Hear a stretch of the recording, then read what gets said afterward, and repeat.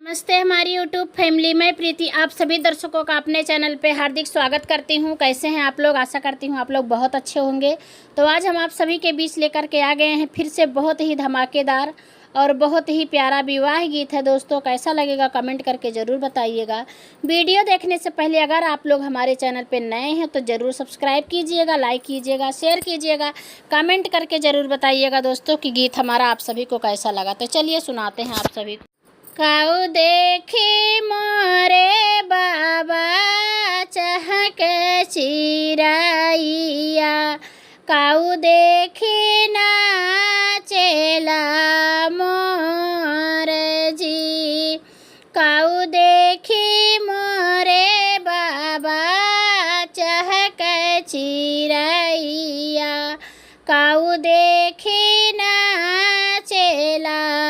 मोर जी, दाना देखी मोरे बेटी चहक चिरैया, पानी देखी नाचेला मोर जी,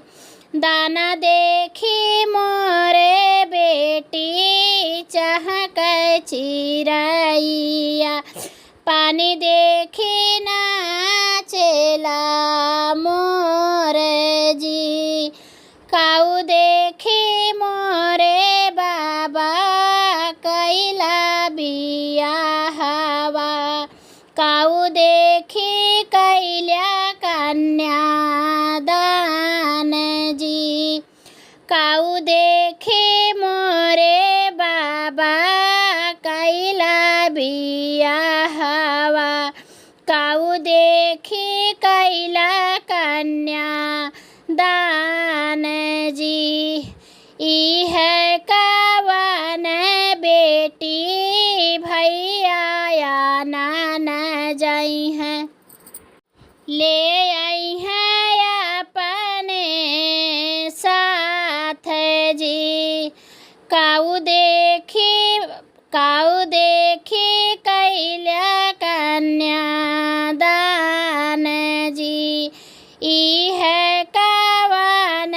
बेटी भैया या नान जाई हैं, ले आई हैं अपने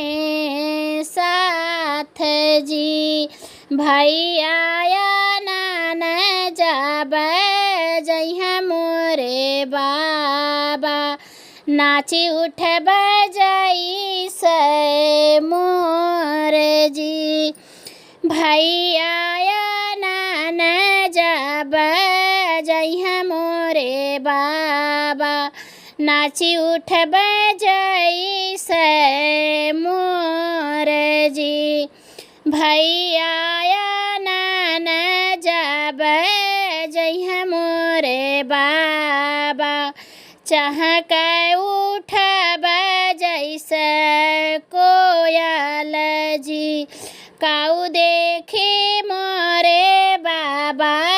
चहक चिरैया, काऊ देखी नाचेला